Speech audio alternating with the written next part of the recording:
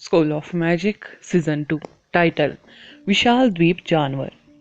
द्वीप से कुछ किलोमीटर दूर खाड़ी में लहरें उठी। लहरें खाड़ी में घुस गई और लकवाग्रस्त आहन को समुद्र में खींच ले गई। दोनों हथियारों को ऐसी किसी घटना की उम्मीद नहीं थी। उन्होंने खुद को तेज लहरों से दूर जाने से बचाने के लिए तुरंत डिफेंस स्पेल का उपाय किया। कहाँ गया? उसे पानी में घसीटा गया। मैं उसे लेने जाऊंगा। महिला हत्यारे ने आहन की ओर देखा और तुरंत एक शैडो पक्षी में बदल गई, आहन का पीछा करते हुए, जिसे मजबूत बैक वॉश द्वारा दूर तक खींचा जा रहा था। क्या क्या यह बकवास है? रुद्र अब समुद्र के पानी के नीचे जमीन पर खड़ा था। उसने अविश्वास में खाड़ी की ओर तेजी से बढ़ते एक द्वीप की ओर इशारा किया। यह द्वीप बहुत बड़ा था। इतनी तेजी से खाड़ी के पास पहुंचना भयावह था। मुझे नहीं पता वेनिस के जल क्षेत्र में ऐसा प्राणी क्यों है।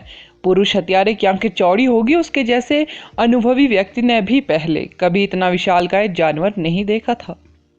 एक शानदार क्रूज लाइनर वेनिस के बंदरगाह की ओर बढ़ रहा था। जब विशाल लहरें आई तो वह रुक गया और पलटा नहीं। क्रूज लाइनर पर करीब 1000 लोग थे। उन्हें इस बात का बिल्कुल भी अंदाजा नहीं था कि क्या हुआ। कुछ मैजिशियन मामले की जांच करने के लिए डेक पर गए। उन्हें यह देखकर आश्चर्य हुआ कि एक बहुत बड़ा पहाड़ उनके पास से गुजरा। पहाड़ और क्रूज लाइनर के आकार में एक शिशु और एक वयस्क व्यक्ति के आकार जितना अंतर था। शहर से देख रहे लोग आकार में अंतर देखकर आश्चर्यचकित थे। सीगल वेनिस का सबसे बड़ा क्रूज लाइनर था। इसका सीगल का प्रतीक बहुत दूर से दिखाई दे रहा था, फिर भी विशालकाय आइलैंड बीस्ट की तुलना में बहुत छोटा था। जब लोगों को लगा कि वह प्राणी सीगल को पलट देगा तो वह तैरकर उसके पास से निकल गया और लंबी खाड़ी की ओर चला गया। आहन! आदर्श को अचानक याद आया कि आहन अभी भी खाड़ी में था। समुद्री राक्षस कुछ किलोमीटर दूर तक तैर चुका था, फिर भी उसका शरीर अभी भी बिल्कुल साफ था। दूरी के कारण उसका शरीर छोटा नहीं हुआ था। आदर्श ने अपने विचारों को इकट्ठा किया और जल्दी से शैडो बर्ड में बदल गया। अंधेरे में पानी की सतह पर दौड़ता हुआ वह अपनी सबसे तेज गति से आगे बढ़ रहा था। फिर भी उसे खाड़ी तक पहुंचने के लिए कुछ समय की आवश्यकता थी। हालांकि विशालकाय बीस्ट से दूरी केवल कुछ कदम ही थी। खाड़ी के किनारे पर हत्यारे को एहसास हुआ कि विशालकाय द्वीप जानवर सीधे उनकी ओर आ रहा था। उसने जल्द से अपने ग्राहक रुद्र को पकड़ लिया और खाड़ी के दूसरे छोर पर भाग गया। विशाल बीस्ट ने अभी भी अपना असली रूप नहीं दिखाया। अंधकार ने उसके स्वरूप को ढक लिया था। लोग केवल एक विशाल शैडो देख सकते थे जो पहले कभी नहीं देखी गई थी। उसका शरीर समुद्र की दीवार से टकराया और वह 2 टुकड़ों में टूट गई। फॉर्मेशन ढह गई और पानी में गिर गई। रुद्र का चेहरा अविश्वास से भर गया जब उसने महसूस किया कि पूरा स्थान प्रभाव से डूबने वाला है। एक गगनभेदी दहाड़ के साथ विशालकाय बीस्ट ने अचानक अपना मुंह खोला। एक बार में ही उसने सैकड़ों टन समुद्री पानी पी लिया। जलाशय की क्षमता जितना पानी खत्म हो गया। बकवास! पुरुष हत्यारे ने चिल्लाकर कहा। वह इलाका वह था जहां महिला हत्यारा और आहन थे। वे 2 पलवकों की तरह थे जो बिना किसी प्रतिरोध के व्हेल के मुंह में घुस गए। इसे वहां क्यों निकलना पड़ा?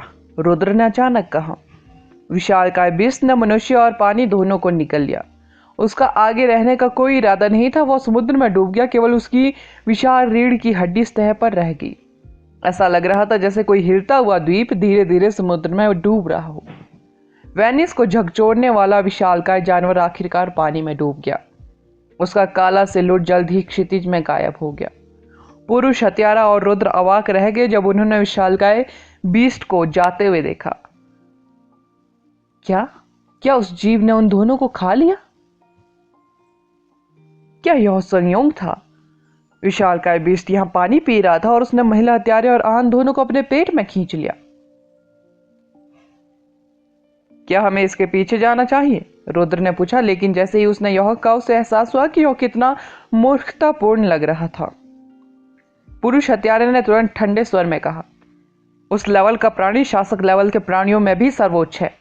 भले ही हमारा हत्यारा महल सभी को भेज दे, लेकिन हम उसके खिलाफ नहीं लड़ सकते। मेरा साथी मर चुका है और मेरा तुम्हारा लक्ष्य भी नहीं बचेगा, बस बची हुई रकम चुका दो, मैं उसका वेतन भी ले लूंगा। रुद्र चौंक गया। जो कुछ हुआ उसके बाद भी वो आदमी पैसों के बारे में सोच रहा था। उसने अपनी आंखों से जानवर को आहन को खाते हुए देखा था। आहन के बचने का कोई रास्ता नहीं था, हालांकि किसी कारण से वह बेचैनी महसूस कर रहा था। जब वह आहन की जान लेने ही वाला था तो वह प्राणी अचानक क्यों प्रकट हो गया? क्या वेनिस और शोर लाइन्स के अधिकारी बेकार थे? उन्हें ऐसे प्राणी के बारे में कैसे पता नहीं था जो आसानी से शहर को खतरे में डाल सकता था? मैं तुम्हें तुम्हारा पैसा दे दूंगा, रुद्र ने सहमति जताई। पुरुष हत्यारा एक सुपर मैजिशियन था, जबकि महिला हत्यारी एक प्रतिभाशाली एडवांस मैजिशियन थी। रुद्र ने उन्हें काम पर रखने के लिए बहुत सारा पैसा खर्च किया था। अगर उसे पता होता कि विशालकाय बीस्ट उसका भला करेगा तो उसने हथियारे को काम पर रखने के लिए पैसे खर्च करने की जहमत नहीं उठाई होती।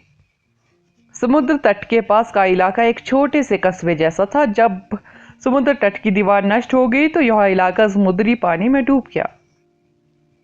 वेनिस के मैजिशियन आखिरकार आ गए। जब उन्होंने देखा कि समुद्र की दीवार नष्ट हो गई है तो उनके चेहरे पर उदासी छा गई। वेनिस नहरों का प्रसिद्ध शहर था, इसलिए शहर में सुपर मैजिशियन तैनात थे।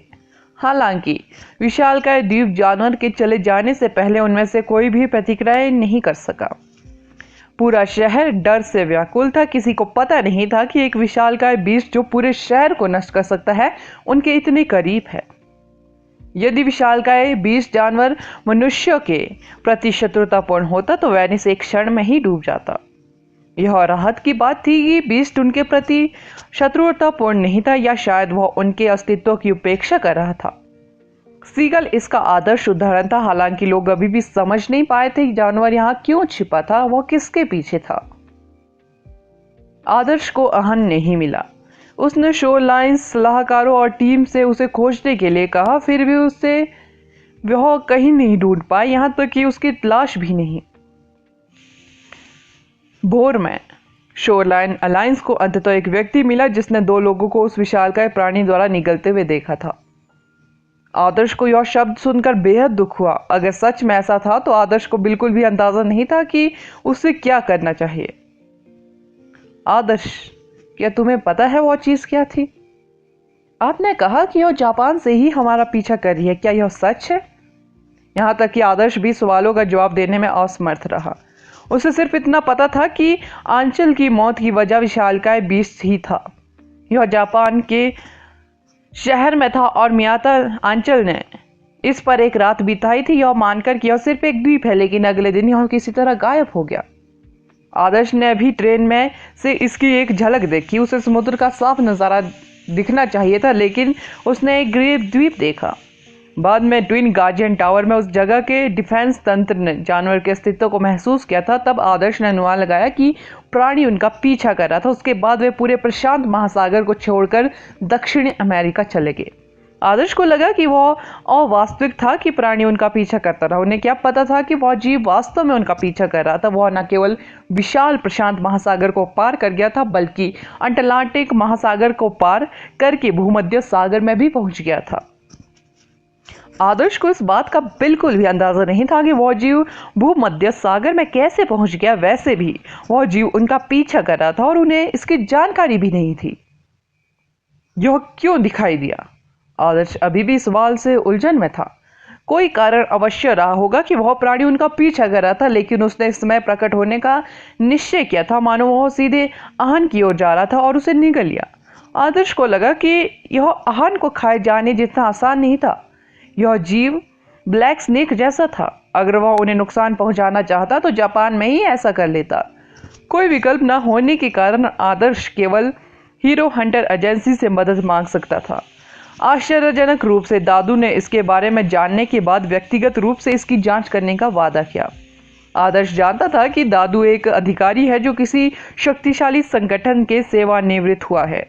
अगर उसे खुद को शामिल करना था तो यह बेहद ही इंपॉर्टेंट होना चाहिए। दादू, वह जीव वास्तव में क्या है? मुझे नहीं लगता कि इस दुनिया में उस आकार के बहुत सारे जीव हैं। इसके बारे में कुछ रिकॉर्ड तो होंगे ही, है ना? आदर्श ने फोन पर पूछा। इस दुनिया में बहुत सारे विशाल जीव हैं, खास तौर पर समुद्र में। सबसे ताकतवर मैजिशियनों को भी नहीं पता कि समुद्र में 20,000 फीट नीचे किस तरह की जीव है। मुझे कुछ समय चाहिए ताकि मैं इस पर जानकारी प्राप्त कर सकूं कि वह जीव कौन सा है। घबराओ मत, अगर वह बच्चा मर गया है तो उसका शव मौके पर ही मिल जाएगा। वह जीव उसे एक ही सांस में मार सकता है। अगर उसकी लाश वहां नहीं है तो वह ठीक रहेगा। रहस्यमयी जीव के करीब पहुंचते ही वह वापस आ जाएगा, दादू ने उससे कहा। आदर्श का चेहरा बिगड़ गया। क्या तुम्हारा मतलब है? मुझे लगता है मुझे हांगसू जाना होगा।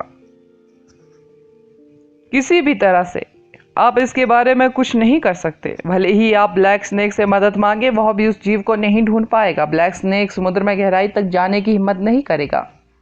समुद्र उतना सरल नहीं है जितना आप सोचते हैं, दादू ने आदर्श को याद दिलाया ताकि वह आवेग में आकर काम न करे। ब्लैक स्नेक पानी में रहता है, लेकिन वह समुद्र का प्राणी नहीं था। विशाल द्वीप जानवर पहले ही जा चुका था, जिसका मतलब था कि ब्लैक स्नेक कुछ नहीं कर सकता था। ब्लैक स्नेक को किसी विदेशी देश में लाना अनावश्यक था, जिसके परिणाम स्वरूप बहुत अधिक दहशत फैल जाएगी। वेनिस पहले से ही जो कुछ हुआ था उससे शर्मिंदा था। लोग भी बेहद चिंतित थे। अगर ब्लैक स्नेक फिर से दिखाई दिया तो यह संभावना थी कि निषिद्ध मैजिशियन दिखाई देंगे।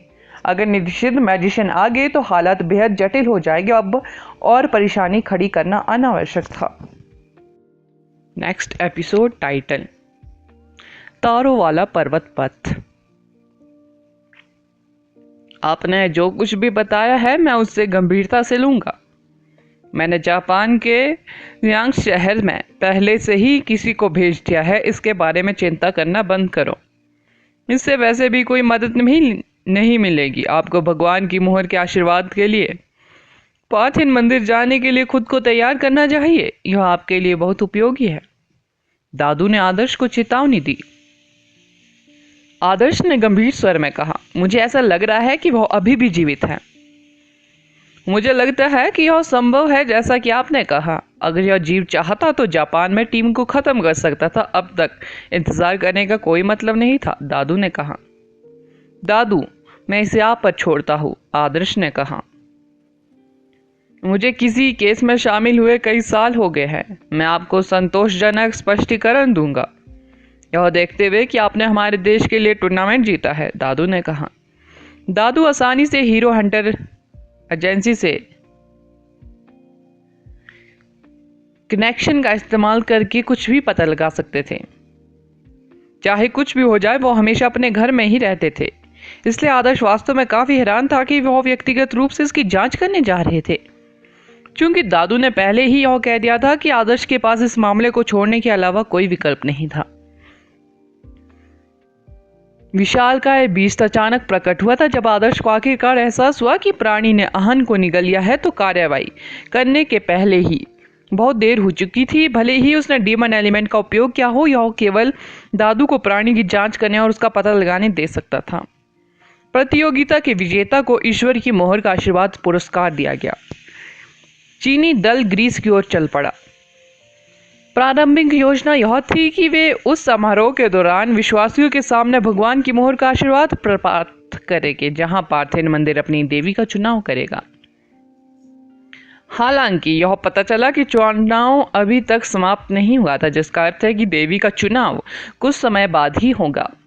परिणाम स्वरूप हॉल मदर उन्हें भगवान की मोहर का आशीर्वाद देंगी। आदर्श को राधा की याद आ रही थी। आखिरकार उसे पार्थिन मंदिर जाने और यह देखने का बहाना मिल गया कि वह कैसी है। किसी कारण से आदर्श को यह एहसास था कि राधा किसी बात से परेशान थी। वर्तमान में 3 संत थे। पनीजिया के पास सबसे अधिक समर्थक थे, आशारुया के पास सबसे अधिक वफादार समर्थक थे और राधा के पास सीमित संख्या में समर्थक थे, लेकिन कहा जाता है कि उनकी पृष्ठभूमि बेहद मजबूत थी। आदर्श को इस बात का काफी समय से संदेह था। यह स्पष्ट था कि किसी ने राधा को उसके वर्तमान पद पर पदोन्नत किया था। हॉल मदर इसके लिए जिम्मेदार लग रही थी, लेकिन किसी तरह आदर्श को लगा कि स्थिति कहीं ज्यादा जटिल थी। पार्थिन मंदिर पहुंचने के बाद चीनी दल सलाहकार जितेश और मिस्टर संदीप के नेतृत्व में पवित्र पर्वत की 10,000 सीढ़ियों तक पहुंचा और आस्था के हॉल में पहुंचा। अनगिनत लोग हर दिन आशीर्वाद पाने के लिए आस्था के हॉल में आते थे। कई लोग देवी के हॉल से आशीर्वाद पाने के लिए बेतहाशा पैसे खर्च करने को तैयार थे। एक सेवक आशीर्वाद शिशु को 10 साल तक बीमार होने या किसी भी संक्रमण से बचा सकता था। हालांकि यह असंभव था कि देवी के हॉल के लोग हर व्यक्ति को आशीर्वाद दे सके, इसलिए वे केवल सबसे ईमानदार, विश्वासियों और सबसे अधिक योगदान देने वालों में से ही चुनते थे। विश्वासी सिर्फ आशीर्वाद पाने के लिए बहुत सारा पैसा दान करने में सालों बिताने को तैयार थे। इस बीच ईश्वर की मोहर का आशीर्वाद एलिमेंट का सबसे शक्तिशाली स्पेल था। पैसा इसके मूल्य का प्रतिनिधित्व नहीं कर सकता था। हम देवी के चुने जाने तक इंतजार क्यों नहीं कर सकते? ऐसा नहीं है कि हम जल्दी में हैं। मैंने सुना है कि देवी से भगवान की मोहर का आशीर्वाद बेहतर है। रेणु ने उलझन में पूछा। संभव है कि चुनाव में कुछ समस्याएं हो, इसलिए वे जल्द ही यह तय नहीं कर पाएंगे कि देवी कौन है। हॉल मदर बुरी नहीं है, उसका आशीर्वाद एलिमेंट देवी के नीचे सबसे मजबूत है।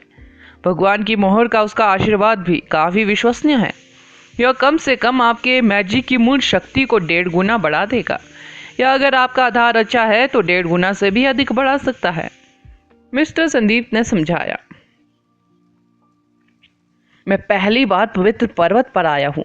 क्या पार्थिव मंदिर लोगों को उड़ने से मना नहीं करता? अगर हम 10,000 सीढ़ियां चढ़े तो क्या हमें टॉप पर पहुंचने में 1 घंटे से ज्यादा समय नहीं लगेगा? जियांग ने कहा। हाँ, ऐसा ही है। भले ही हम आस्तिक नहीं हैं, फिर भी हमें जो अनुग्रह मिल रहा है उसे देखते हुए सम्मान दिखाना हमारे लिए महत्वपूर्ण है। चलो अपना समय लेते हैं, इस बीच हम दृश्यों का आनंद ले सकते हैं, मिस्टर संदीप ने दृढ़ता से उत्तर दिया। पवित्र पर्वत हरा भरा और हरा भरा था। हवा में फूलों की सुखद खुशबू फैली हुई थी। हर बार जब वे पहाड़ के दूसरी तरफ पहुंचते तो उन्हें दूर दूर तक जमीन पर फूल और पेड़ दिखाई देते। रंग बिरंगी पंखुड़ियां हवा में नाच रही थी, जो किसी पेंटिंग की तरह खूबसूरत थी, जबकि सुखद खुशबू नाक में समा रही थी। यह वास्तव में सांसारिक दुनिया में एक स्वर्ग था। यह क्या है? यह बेहद सुंदर है, रेणु ने आश्चर्य से कहा जब उसने बीच में एक दरार वाली चट्टान देखी। चट्टान पर एक पुल था जो एक और हल्के नीले पहाड़ की ओर जाता था। उनके बीच एक झूला हवा में लटक रहा था, जैसे कि किसी परी कथा से निकला हो। यह रोमांचकारी और आकर्षक था और बहुत जादुई लग रहा था। चट्टान के ऊपर संत आशारुया का महल है। यह देवी के हॉल का हिस्सा है। हमें वहां जाने की अनुमति नहीं है, मिस्टर संदीप ने बताया। आदर्श ने चट्टान की ओर देखा और हरे रंग की छतरी के बीच से एक श्वेत फॉर्मेशन का टॉप बाहर निकलता हुआ देखा। राधा ने उसे बताया था कि मेलोरा के पद से ऊपर के हर व्यक्ति का अपना निवास होगा। चट्टानों के बीच बना महल देवी के हॉल तक सीधा रास्ता होने के कारण संभवतः पवित्र पर्वत पर सबसे ऊंची फॉर्मेशन थी। न केवल कोई व्यक्ति वहां से फूलों और पेड़ों का समुद्र देख सकता था, बल्कि वे एथेंस के शानदार गढ़ की संपूर्णता को भी देख सकते थे। 10,000 सीढ़ियां शूरवीरों के हॉल तक पहुंचती थी। गैर अधिकृत व्यक्तियों को आगे जाने की अनुमति नहीं थी। जगह की रक्षा करने वाली जादुई फॉर्मेशन अत्यंत शक्तिशाली थी। हल्का सा स्पर्श भी व्यक्ति की को हवा में बिखरी धूल में बदल सकता था। ऊपर जाने का एकमात्र रास्ता स्टाररी माउंटेन पथ था। अगर आप 7 दिसंबर को यहाँ आते हैं तो आपको ऐसा लगेगा कि रास्ता सीधे आसमान में जा रहा है, जैसे कि तारों के लिए एक रास्ता खोल दिया गया है और इस स्टारी माउंटेन पथ में से जुड़ गया है। यह इस दुनिया का सबसे शानदार नज़ारा है, लेकिन दुर्भाग्य से हर व्यक्ति को यहाँ आने की अनुमति नहीं है, मिस्टर संदीप ने उन्हें बताया, पहाड़ की चोटी तक जाने वाले स्टारी माउंटेन पथ पर नजर डालते हुए। बूढ़े संदीप, अगर आप यहाँ अक्सर नहीं आते तो आपको यह कैसे पता चला? सलाहकार जितेश ने पलटकर मुस्कुराते हुए पूछा। जब से मैं आखिरी बार यहाँ आया हूँ काफी समय बीत चुका है, मिस्टर संदीप ने दुख के भाव के साथ स्टाररी माउंटेन पथ की ओर देखा। यहाँ कोई गार्ड क्यों नहीं है? आदर्श ने क्षेत्र का निरीक्षण करने के बाद पूछा। मिस्टर संदीप पार्थिव मंदिर से बेहद परिचित लग रहे थे। उन्होंने बताया, यहाँ तारों वाला पर्वत पथ देवी के पर्वत तक जाने का एकमात्र रास्ता है। बाकी जगह निषिद्ध जादुई फॉर्मेशनों से भरी हुई है। वे फॉर्मेशनें हर उस व्यक्ति को मार देंगी जो बप बपतिस्मा नहीं लेता। कोई भी पवित्र पर्वत की प्राचीन जादुई संरचनाओं को नहीं तोड़ सकता। इसलिए यह तारों वाला पर्वत पथ ही ऊपर जाने का एकमात्र रास्ता है। मिस्टर संदीप ने स्टाररी माउंटेन पथ के सफेद चाप के आकार के प्रवेश द्वार और पहाड़ की चोटी पर एक समान चाप के आकार के प्रवेश द्वार की ओर इशारा किया और कहा, लेकिन अगर कोई घुसपैठिया है तो यह स्टाररी माउंटेन पथ खुद को बंद कर देगा, जिससे कोई भी पहाड़ में प्रवेश नहीं कर पाएगा। अगर कोई स्टाररी माउंटेन पथ पर है तो 2 चाप के आकार के प्रवेश द्वार एक शक्तिशाली मैजिक फॉर्मेशन को एक्टिवेट करेंगे जो उस व्यक्ति को रास्ते में फंसा देगा। क्या आप उन मूर्तियों को देखते हैं कि उस मैजिक वाली 4 संरक्षक मूर्तियां हैं जो किसी व्यक्ति की कल्टीवेशन को एडवांस लेवल तक या यहाँ तक कि एडवांस लेवल से नीचे दबा सकती है, जिससे मूर्तियां उन्हें आसानी से वश में कर सकती है। दबाना, क्या यह हर मैजिशियन के खिलाफ काम करता है? आदर्श को पूछना पड़ा। निश्चित मैजिशियनों के अलावा अन्य सभी मैजिशियनों को इससे दबाया जाएगा और वे जितने मजबूत होंगे दबाव उतना ही मजबूत होगा। मिस्टर संदीप ने 4 संरक्षक मूर्तियों पर नजर डाली और कहा, दूसरी ओर संरक्षक मूर्तियां महान शासक लेवल के प्राणियों जितनी ही मजबूत है। जब वे मैजिक के निर्माण के अंदर होते हैं, इसके बारे में सोचें। यदि किसी सुपर मैजिशियन के पास केवल आपकी तरह की ताकत होती और उससे 4 संरक्षक मूर्तियों का सामना करना पड़ता तो क्या मूर्तियां उन्हें आसानी से वश में नहीं कर पाती? संदीप, तुम इससे इतने परिचित क्यों हो? क्या तुमने पहले भी ऊपर जाने की कोशिश की है? सलाहकार जितेश ने पूछा। बिल्कुल। पहले ईजिशा मुझे व्यक्तिगत रूप से देखने के लिए तैयार नहीं थी, इसलिए मेरे पास चुनौती लेने के अलावा कोई विकल्प नहीं था। सुपर लेवल पर 4 एलिमेंट होने के बावजूद वे सभी एडवांस लेवल पर दबा दिए गए थे। मैं मूर्तियों से गंभीर रूप से घायल हो गया और मुझे ठीक होने में 3 महीने से अधिक समय लगा। मेरी कल्टीवेशन भी गिर गई। मिस्टर संदीप ने ईमानदारी से उत्तर दिया। मास्टर, सुपर लेवल में 4 एलिमेंटों के साथ भी आप 4 मूर्तियों को हराने में सक्षम नहीं थे? दबाव बहुत ज्यादा था। यही कारण है कि एक मजबूत मैजिशियनों को भी टॉप पर पहुंचने में परेशानी होगी, सर मिस्टर संदीप ने कहा। जितेश ने हंसते हुए कहा, पार्थेन मंदिर बहुत दयालु है कि उसने अभी भी आपको यहाँ आने की अनुमति दी है। मैंने चुनौती को निष्पक्ष और स्पष्ट रूप से स्वीकार किया। पार्थेन मंदिर में हमेशा एक नियम रहा है। जाहिर है, प्राचीन समय में एक सैनिक ने भविष्यवाणी की थी कि तानाशाह टाइटन्स बदला लेने की साजिश रच रहे थे। सैनिक ने देवी से व्यक्तिगत रूप से मिलने का अनुरोध किया, लेकिन शूरवीरों के हॉल ने उसके अनुरोध को अस्वीकार कर दिया। अंत में तानाशाह टाइटन्स आए, जिसके परिणाम स्वरूप पार्थेन मंदिर को बहुत नुकसान हुआ। तब से एक बुद्धिमान अधिकारी ने स्टाररी माउंटेन पथ का निर्माण किया, जिससे साहसी योद्धाओं को देवी से व्यक्तिगत रूप से मिलने के लिए चुनौती लेने की अनुमति मिली। जो लोग टॉप पर पहुंचते हैं उन्हें देवी या देवी के पर्वत में किसी भी व्यक्ति को देखने की अनुमति होती है।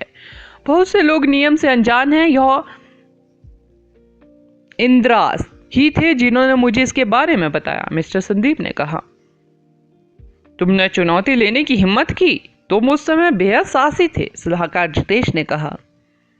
चीफ, उन लोगों का क्या होगा जो अभी भी एडवांस लेवल पर है? क्या उन्हें भी दबाया जाएगा? आदर्श ने पूछा। जो लोग पहले से ही एडवांस लेवल पर है उन पर दबाव कमजोर होगा, मिस्टर संदीप ने कहा। क्या इसका मतलब यह है कि हमारे पास टॉप पर पहुंचने का बेहतर मौका है? जियांग मुस्कुराया। मिस्टर संदीप ने घूरते हुए कहा, अच्छा मौका है बेवकूफ। भले ही सुपर मैजिशियन की ताकत दबा दी जाती है, फिर भी उन्हें सुपर स्पिल का उपयोग करने की अनुमति है, लेकिन उनके स्पिल की शक्ति काफी कम हो जाएगी।